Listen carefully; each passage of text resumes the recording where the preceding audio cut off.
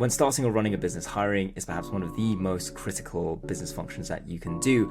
And in this video, I'm going to be walking you guys through a Notion setup that I have built that has personally helped me systematically manage candidates and ultimately help me make the best hiring decisions for my service-based agency business. And whilst the system is built in Notion, what I'll be doing is walking you guys through the systems and the thought process behind it so that no matter what software you're using, whether it's ClickUp, Trello, Asana, heck, you could even use a CRM, basically any software that has some sort of database or task management feature, you can then use. So I'm hoping that you'll be given the tools to then build this for whatever software that you're currently using in your business. Now, with all that said, what I'll be doing is jumping into my screen and showing you how the system actually works. Okay, so we're in the database now. I'm just going to walk you through sort of how this whole system works on a top level view.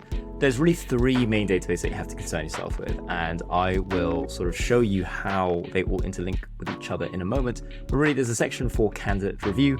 There's a section to actually track the job posts themselves, and there's a place to track your open positions. So those are three core things that I personally really want to track. And I'm going to walk you through sort of how each section works here. So we have in the first section, we have the actual candidate review. So you open it up and you can see, for example, sort of, what the candidate's name is. You can give him an email address, you can add his phone number, you can add his LinkedIn profile, you can add his hourly, and you can find sort of the source that you found that person from, and you can put your initial thoughts down as well. This field here is now related to another database. So if you notice here, this is actually a relation which pulls in the information about the job post itself. And this actually comes from here. So when I open this is actually pulling in data from the actual job post itself. So the reason I've set it up this way is because it just makes it a lot easier. Sometimes I forget where a candidate has come from. And for me, it helps me understand whereabouts a candidate is from, where I found him. It just gives me all that information in one place, and I can obviously, cut back here and come back to the candidate itself. And I can also provide a candidate review. So there's a template here that you can use if you ever need to put in information about the candidate itself. Here you can also find the statuses. So, we go through the various statuses, whether you're just considering them, you're messaging them. If you want to test them as well, you can test them. And I'll go through that structure in a bit. If they've had a completed test class, then you can go ahead and mark them as having that completed. If you can change the book a call. So if you want to edit some of these statuses, you can do so here by clicking edit property. These are just the ones that I personally like to use, but you can use your own statuses as well. And in the job post tracker itself, you can have various statuses as well. Again, this then pulls in from another database for this field for the open position for the various open positions that you will have. So those are three main databases that you're going to concern yourself with. I'm going to walk through each of them in turn, but I kind of want to more so show what the thinking and the logic is behind setting up the databases this way. So if we actually think about first principles about what it is that a hiring process actually entails, ultimately you're putting some sort of job post or you're putting an alert out there into the world, into the ether, to say like, hey, there is an open position here at this company. Would you like to take part and would you like to join?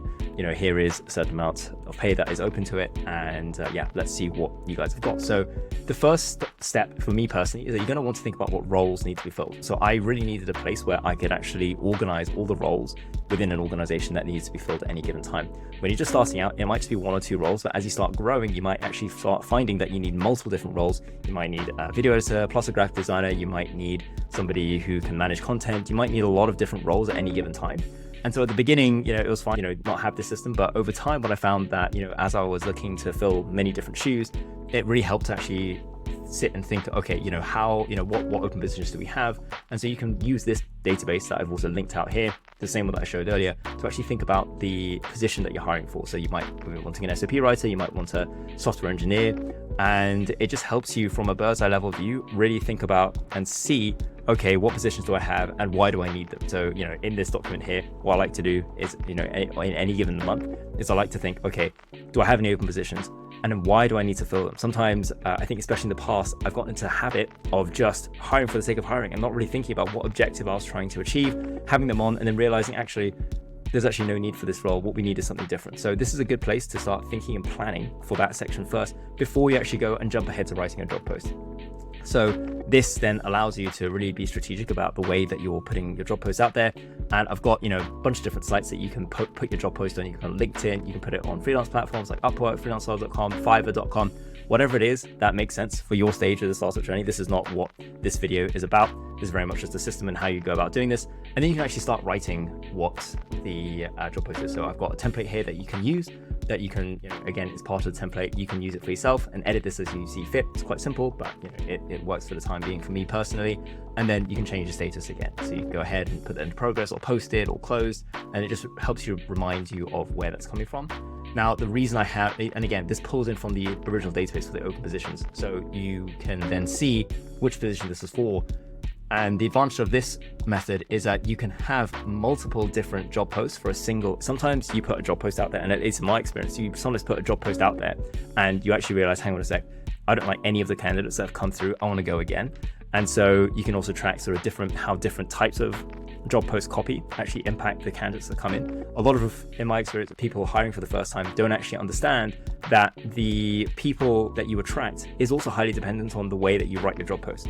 If you just put a job post saying like, hey, we need a thing, put 2 lines, and it's very low effort, candidates are just not going to be attracted by that. And I definitely noticed that difference. I've split test this multiple times. Anytime I've put a considerable amount of effort into the job post itself, made it fun, made it witty, put in some jokes here and there, it really maximized the level. Not to say that you should just put jokes in, but as in, really thinking about, what the candidate wants in a job as well, and what you can provide to them, not just assuming that they just want some sort of pay out of it, because especially for highly talented people, it's not just about the pay, but it's also about the quality of people that they're working with, the culture and the environment as well, and that can be really conveyed in a job post. So sometimes you'll need to post multiple job posts or put it on multiple different platforms just to get the right sort of talent.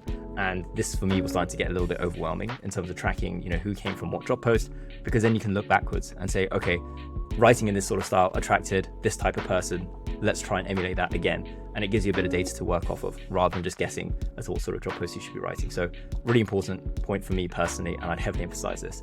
Now, the next step is then going to be actually reviewing the candidates. So once you've actually gone ahead and let's say you change this status and you've got this job post here and you've now posted it. So you change the status to posted, it was in progress, and now you've changed it to posted, for example. You can now then go ahead and actually start reviewing your candidates. So in this process, I've got, multiple different candidates. They are in different stages. If you want, in this database, what you can do is you can have it in a table view, like I've shown here. You can also do it in a board view as well. Notion allows you to have multiple different views of the same information and data. So you can go ahead and edit it as you please. And then you also have the optional test tasks phase. So if you're not sure about competence and you're trying to assess who's good at certain tasks or who's suited, sometimes a paid test task can be really good. I know some people put out free trials and they expect candidates to work for free. I personally would just rather pay people to do a small paid trial just to get some sort of commitment from them as well, rather than forcing them to do something for free. But completely up to you as well. And then there's another place as well where you can actually store a test task. So here, I was just testing whether candidates would be able to take a video that I shot and convert that into an SOP that other people could then follow. Here is a task about filling in some sort of Notion database, and here is a test task for a creative strategist. So a lot of different test tasks that you can give. It's up to you. Try and pick something that is more relevant to the work that you are actually doing day to day, and trying to replace the role try and pick something that would actually be very similar to what you'd expect them to do in a day-to-day job. So that can help. And then you just sit down and you finalize the decision and you start onboarding. So then what that actually ends up looking like at the end of the day is something similar to this over here in your screen. So you have one database where you store all of your positions that you want. So let's say you want a software developer and you want a virtual assistant. You would then be able to show, okay, we have multiple job posts for this. Both of them, for example, one's been posted, one hasn't been posted yet. You can do the same for software developer position. That then pulls in information from this database about the job post and vice versa. So the job post also shows you, which position that they're trying to fill for that job post. And then inside the job post database itself, you can then show the shortlisted candidates and pull that information in from the candidate database and get the relevant status of each. And this just provides a nice structured folder view on every single level of how to actually, of where everyone is in the process. For me personally, for example, I would have messaged someone and then forget to follow up with them after 3 days. And now with the system, this has definitely helped me to keep a track of where everyone is. If they're waiting on me for something, or whether I'm waiting on them for something, for example, if I give them a test task and they just haven't done it yet, then I can know what that is rather than having to sift through and figure out what it is. And then it can help me prioritize who to actually talk to first. So this system has helped me a ton. Would love to get your feedback on it personally. It's helping me organize my day when it comes to hiring much more efficiently. Here is the sort of test task database if you need it, and here is a questionnaire database. So when you actually get to interview, you can actually go ahead and interview them and talk to them about what your talk to them and just see if there's more of a cultural fit in that situation. So hopefully that makes sense. If you have any questions or you have any feedback on this setup, on how you think the hiring process should be, let me know. Again, this is very much suited for startups, but I feel like some of these principles can really apply for any sort of company of any sort of size. But yeah, thanks so much for watching, and I look forward to seeing you in another video.